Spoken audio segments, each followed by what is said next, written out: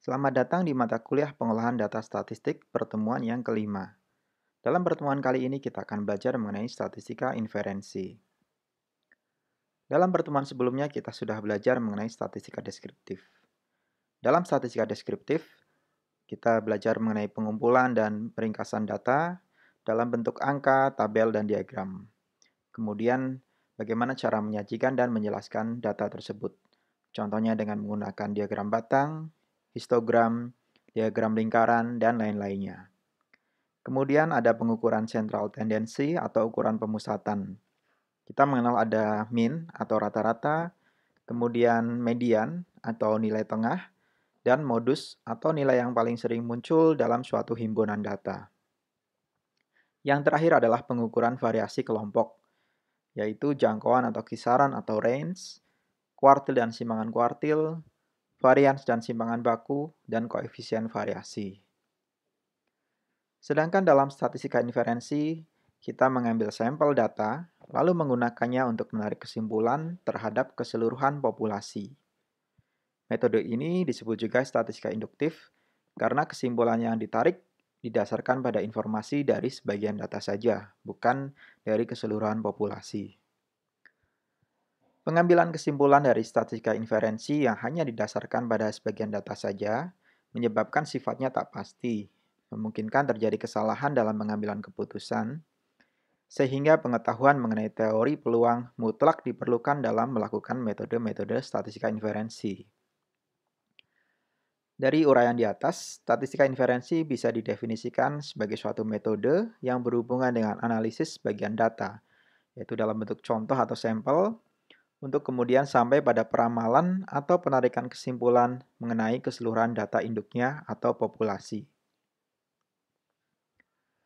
Ada dua area utama dalam statistika inferensi. Yang pertama adalah estimasi parameter, yaitu mengambil statistik dari sampel, misalkan perhitungan rata-rata atau mean, dan menggunakannya untuk menyimpulkan hal yang sama di tingkat populasi atau rata-rata di tingkat populasi. Salah satu contoh populer penggunaannya yang mungkin sering kita temui adalah dalam proses quick count hasil pemilu. Berbagai lembaga survei melakukan quick count untuk mengetahui secara cepat kandidat mana yang mendapatkan suara lebih banyak hanya dalam beberapa jam setelah pemungutan suara ditutup. Jadi jauh lebih cepat daripada perhitungan resmi yang dilakukan oleh Komisi Pemilihan Umum. Lembaga survei tersebut mengambil sebagian sampel tempat pemungutan suara atau TPS dari total TPS populasi. Hasil sampel TPS tersebut digunakan untuk generalisasi terhadap keseluruhan TPS. Misalkan kita punya populasi TPS sebanyak 400.000, kemudian diambil 2.000 sampel. Hasil dari 2.000 TPS merupakan statistika deskriptif. Sedangkan jika kita mengambil kesimpulan terhadap 400.000 TPS dari hasil sampel tersebut, itulah yang disebut sebagai statistik inferensial.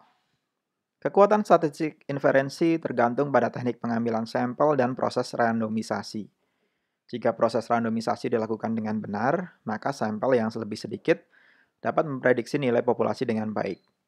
Dengan demikian dapat menghemat anggaran pengambilan atau pengumpulan data jika dibandingkan harus mengambil data ke keseluruhan populasi. Area yang kedua adalah pengujian hipotesis. Di sini kita menggunakan sampel untuk menjawab pertanyaan penelitian. Sebagai contoh kasus, misalkan pada suatu kabupaten diketahui pendapatan per kapita penduduknya pada tahun 2018 sebesar 3 juta rupiah. Dengan adanya pembangunan di sektor perekonomian, diprediksi pendapatan per kapita penduduk pada tahun 2019 meningkat.